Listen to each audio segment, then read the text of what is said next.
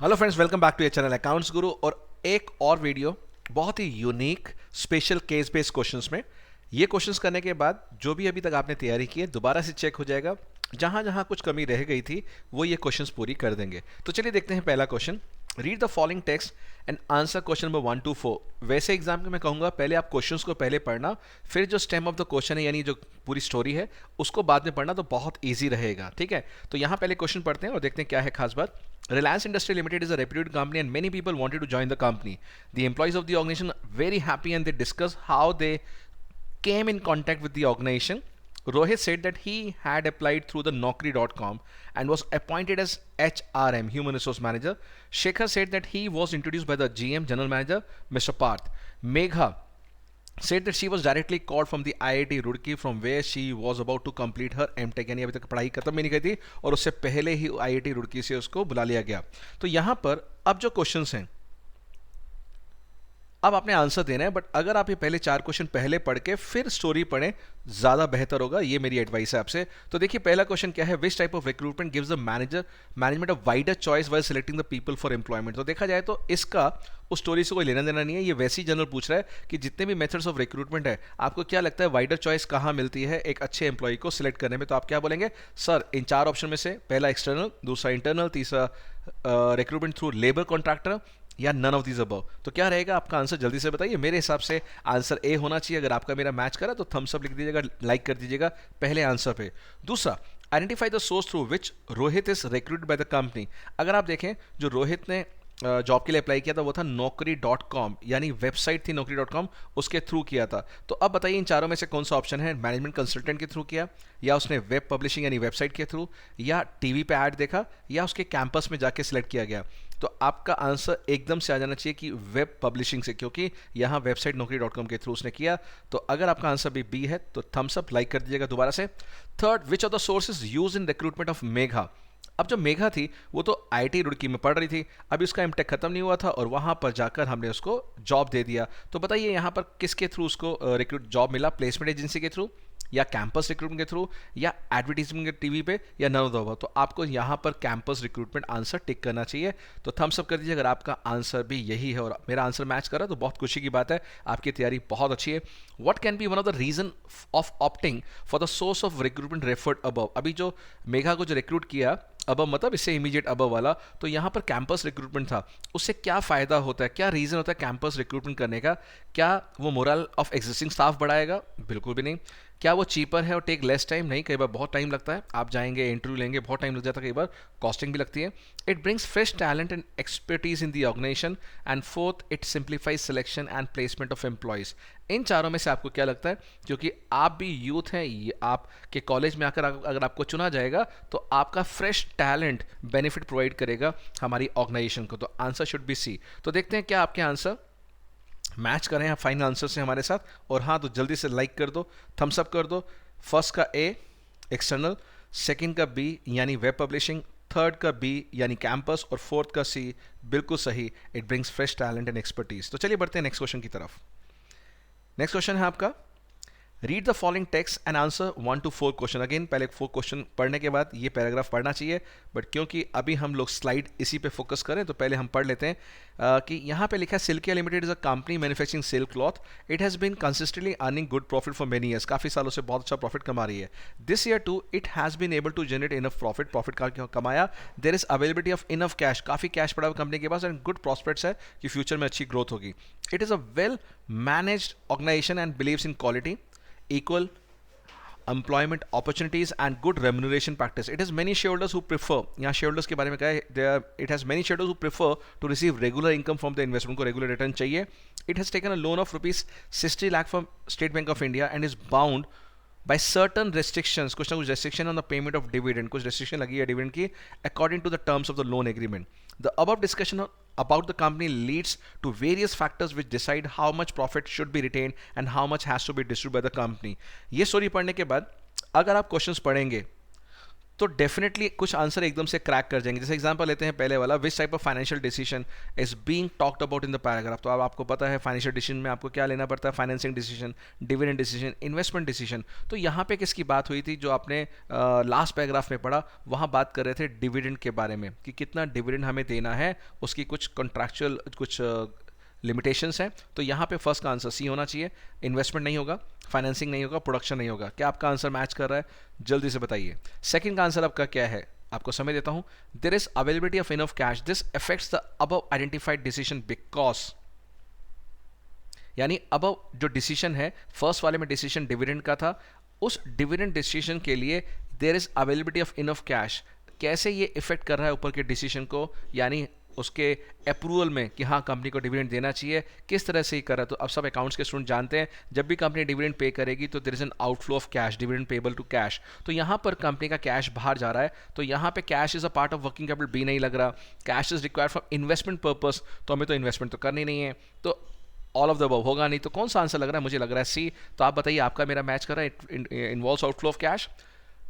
Third, which are the following factors affecting decision is not being talked about in the paragraph. अगर आप देखें तो इन चारों में से ABCD में से ऐसी कौन सी है जो उस पैराग्राफ में बात नहीं लिखी गई। तो वहां पर लिखा था शेयर होल्डर्स प्रेफरेंस, कि शेयर होल्डर को प्रेफर करते हैं एक रेगुलर रिटर्न मिले कंपनी की तरफ से, तो गिवन था। कॉन्ट्रैक्चुअल कंस्ट्रेंट गिवन था कि हाँ भाई जो SBI से हमने लिया है और जो डिविडेंड देना है उस पर उससे पहले कुछ ना कुछ उसको कॉन्ट्रैक्चुअल कंस्ट्रेंट फॉलो करने हैं। अमाउंट ऑफ अर्निंग के बारे में था, डी था कि बहुत अच्छी अर्निंग चल रही है, सब कुछ मेंशन था।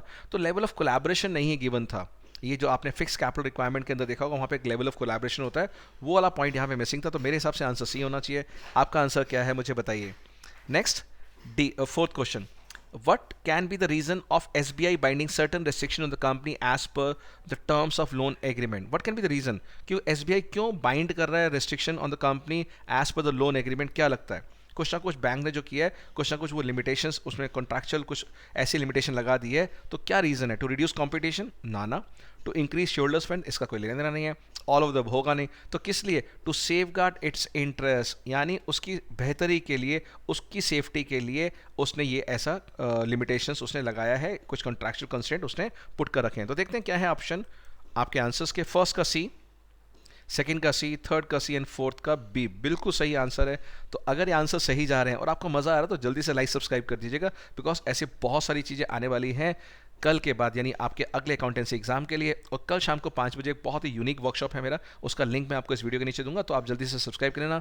कल आते ही एग्जाम के बाद BS के जरूर अटेंड करना, वहाँ पर डिस्कस करने वाला अकाउंटेंसी के बहुत सारे सीक्रेट्स और आने वाले 5 दिन में हम क्या क्या करेंगे, प्लस CUT के लिए भी बहुत बड़ी इंपॉर्टेंट बात है, बिकॉज 5 दिन के बाद CUT की तैयारी भी आपने बहुत अच्छे से करनी है। तो डिस्कस करूंगा, शेयर करूंगा ऐसा ही कॉन्टेंट, ऐसा ही पोर्टल आपके साथ, तो मिस मत करना कल 5 बजे।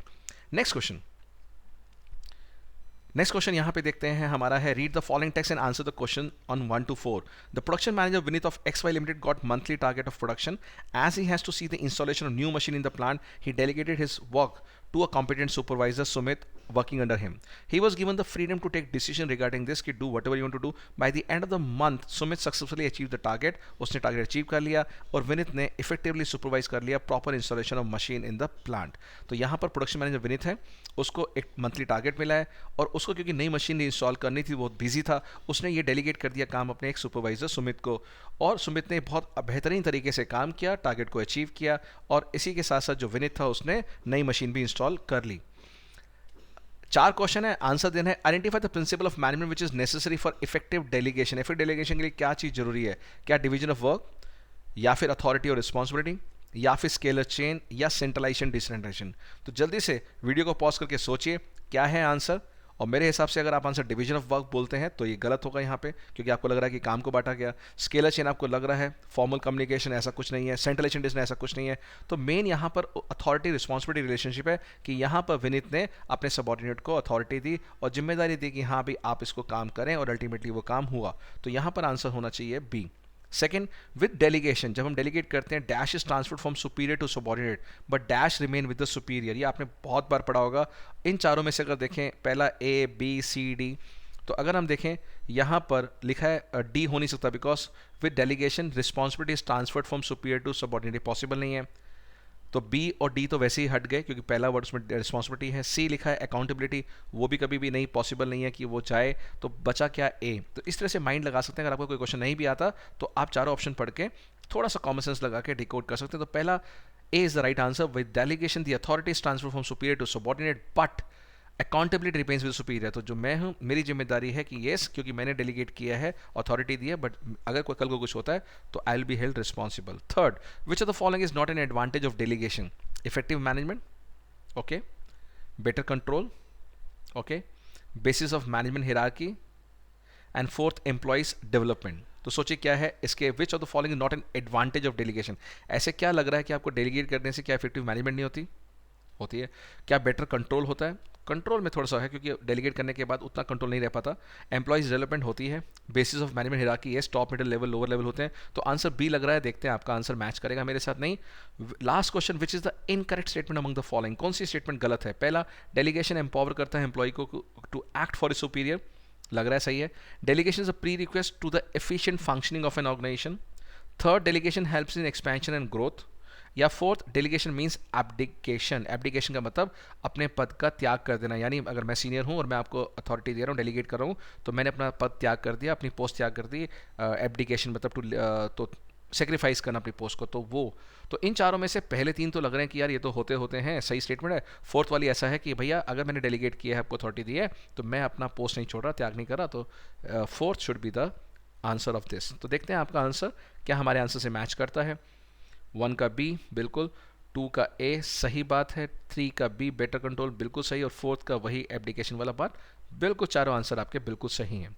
Next question, on Sonika's birthday her mother gifted her a pair of the gold earrings. Within a month it lost its shine, जो सोने की चमक निकल गई। सोनिका ने चेक करवाया ज्वेलर के पास and came to know that her mother had been cheated by the jeweler from whom she purchased the earring. She filed a complaint. Complaint file करेगी डिस्ट्रिक्ट फॉरम के पास, which rejected. डिस्ट्रिक्ट फॉरम ने reject कर दिया। Not satisfied by the decision, she was very much disturbed and after 2 months she decided to appeal further. तो यहाँ पे देखेंगे क्या क्वेश्चन है। Which standardization mark is for gold jewellery? Gold jewellery में कौन सा मार्क देखा जाता है? इसका कोई लेना देना नहीं है, तो आपको पता है, पहले भी आप कर चुके हैं। उसके लिए ISI नहीं, FEO नहीं, एक मार्क नहीं, उसके लिए हॉल मार्क चाहिए। Which right Sonika is exercising here by approaching to district forum? कौन सा राइट वो उसको एक्सरसाइज कर रही है बिकॉज डिस्ट्रिक्ट फॉरम के पास गई है? तो राइट टू बी इन्फॉर्म, या राइट टू बी हर्ड, या राइट टू सीक रिड्रेसल, या right to consumer education. Education की जरूरत नहीं है क्योंकि उसको पता है, इन्फॉर्मेशन की जरूरत नहीं, उसको पता है। राइट टू बी हर्ड के लिए नहीं, उसको चाहिए था अपनी सुनवाई यानी सॉल्यूशन रिलीफ चाहिए था। तो आंसर शुड बी सी। तो 2 का सी आ गया, सॉल्यूशन स्क्रीन पे आ चुका है। The number of district forum in India are, कितने डिस्ट्रिक्ट फॉरम है? तो 610 हैं, जो गूगल करके देखेंगे अराउंड 610 के आसपास है, तो आंसर शुड बी सी। अभी लेटेस्ट क्या है वो आप चेक कर लेना।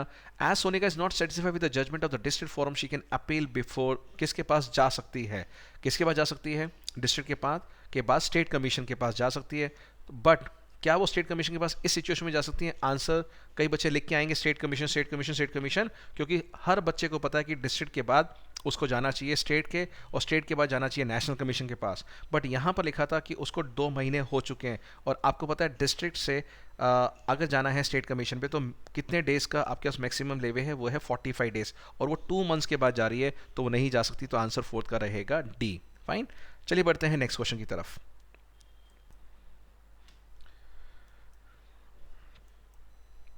सो ये जो पॉइंट था 2 मंथ्स वाला, बड़े ध्यान से पढ़ना बिकॉज कई बच्चों को नहीं पता होता, और अगर आपको स्टेट से नेशनल कमीशन जाना तो वहाँ पे 30 डेज़ का टाइम होता है, तो ये ध्यान रखिएगा। Next, New Range is a chain of departmental store in India with 56 outlets. It sells the best product at the lowest price. The HR department takes care to select, train, motivate and retain the employees. Currently, it has 170 full-time employees and 30 part-time employees. For top-level management, employees are recruited through private consultants. यानी जो top-level management होता है, उनके employees को हम recruit करते हैं private consultants के through. These professional recruiters, ये जो recruiters हैं, जो private consultant हैं, can entice the needed top executive from other companies by making the right offer, और ये दूसरे कंपनी से वहाँ के टॉप एग्जीक्यूटिव्स को तोड़ के उनको बेटर सैलरी पैकेज दे के वहाँ से वो लेके आ जाते हैं जो हमें चाहिए। Employees appointed at the entry level are recruited through walk in, और जो एंट्री लेवल पे चाहिए बहुत ही एंट्री लेवल पे वो सीधा वॉक इन पे जो आया उसको रख लिया, जो आया उसको रख लिया, जो आया उसको रख लिया।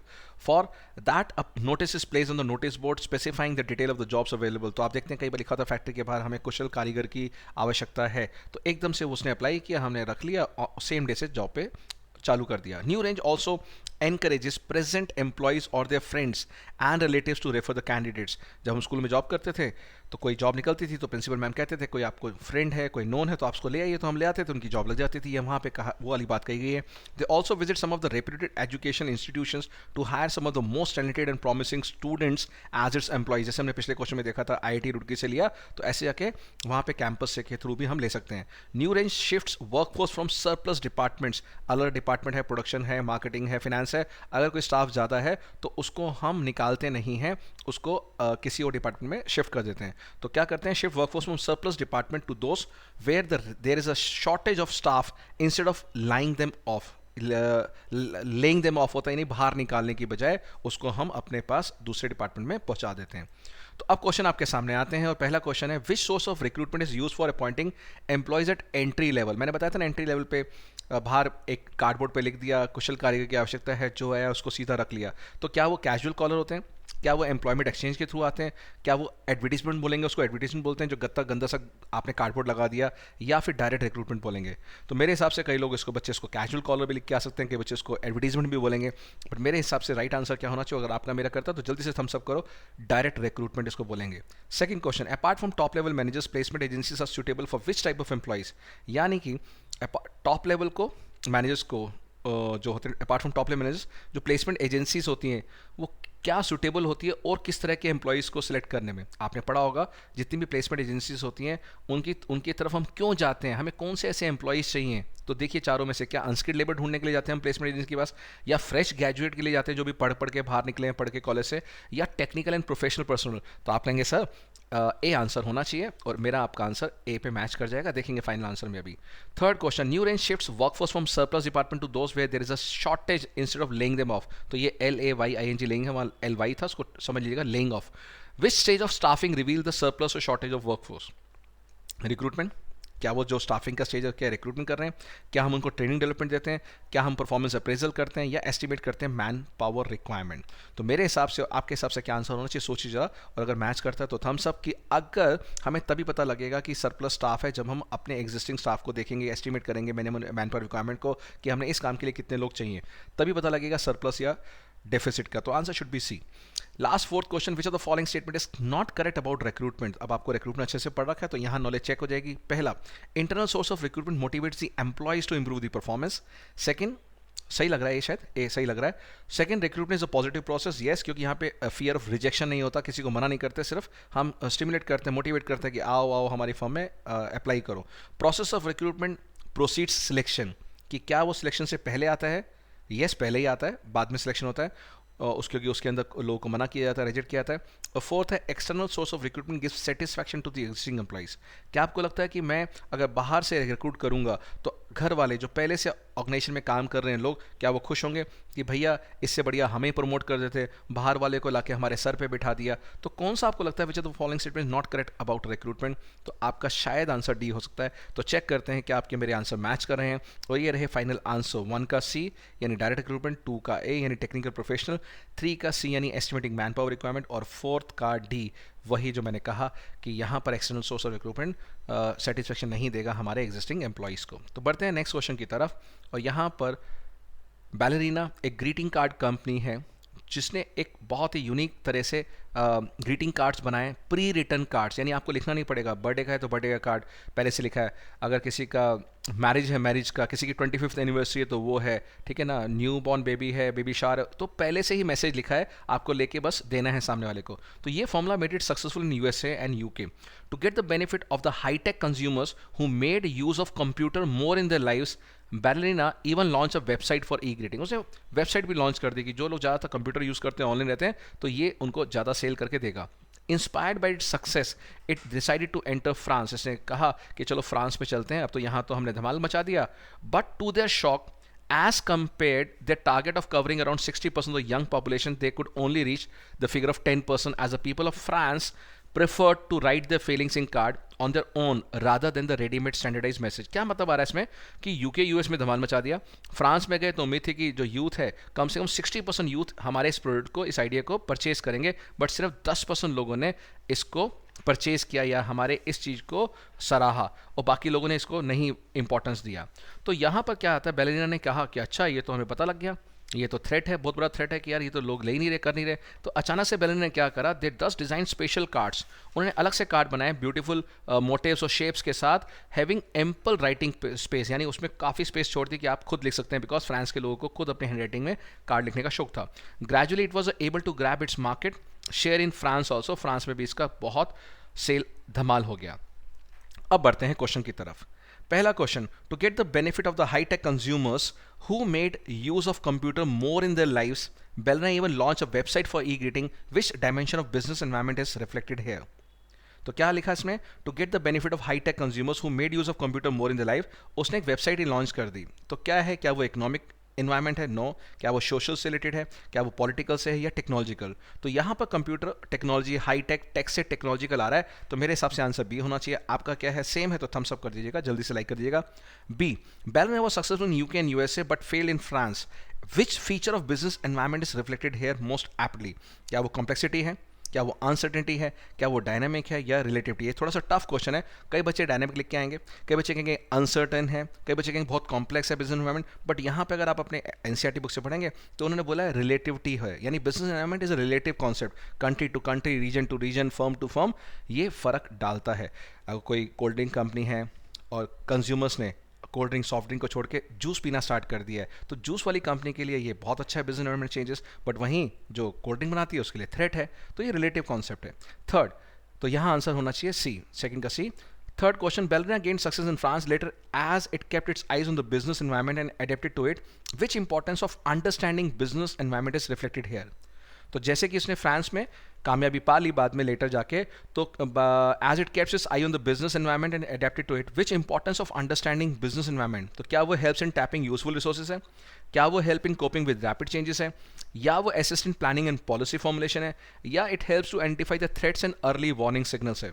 तो क्या है आपका आंसर? हो सकता है थोड़ा सा कॉम्प्लेक्स लगे, बट शायद मैं मानता हूं कि D is the right answer, helps to identify the threats and early warning. So D should be the right answer. And question number fourth, which of the following pair is incorrectly match? तो अब देखते हैं कौन सा mismatch है। Highly literacy rate, social environment, लग रहा है सही है। डीमोनेटाइजेशन वाज इकोनॉमिक एनवायरमेंट, बिल्कुल सही लग रहा है। Statutory labelling of product, political, और trading procedure in stock exchange legal. तो डी वाला भी ठीक लग रहा है, ट्रेडिंग प्रोसीजर लीगल एनवायरमेंट है, बट जो स्टैट्यूटरी लेबलिंग ऑफ प्रोडक्ट है वो पॉलिटिकल नहीं लग रहा, तो आंसर शुड बी सी। देखते हैं आपके मेरे आंसर क्या मैच कर रहे हैं। और फाइनल आंसर क्या है, 1 का बी, येस टेक्नोलॉजिकल, सेकंड का सी, बिल्कुल रिलेटिव, थर्ड का D, helps to identify threat and early warning, बिल्कुल सही है, एंड फोर्थ का सी, बिल्कुल सही है। तो आई होप मेरे प्यारे बच्चों ये जो क्वेश्चंस हैं बहुत ही यूनिक ढंग से आपको अच्छे लगे, और इनको बार बार करने के बाद मुझे उम्मीद है कि आपका बोर्ड का पेपर बहुत अच्छा जाएगा। So all the best wishes, और आने वाले टाइम में जो टाइम बचा और भी कुछ नई चीज़ें मैं आपके साथ शेयर करूंगा, ताकि आपका पेपर अच्छा हो और एग्जाम से पहले आप बाहर निकलें तो बहुत ब्यूटीफुल स्माइल के साथ निकले। और कल बताना कैसा रहा पेपर, और कल 5 बजे शाम आप मुझे मिल रहे हैं, लिंक मैं आपको दूंगा, रजिस्टर कर लेना, ताकि आपको आने वाले अकाउंटेंसी प्लस यूटी के लिए बहुत सारी अमेजिंग चीज़ें मैंने आपके साथ शेयर करनी है। तो प्यारे बच्चों, bye bye, love you, take care, बहुत अच्छे से अपना ध्यान रखिएगा, गॉड ब्लेस यू ऑल।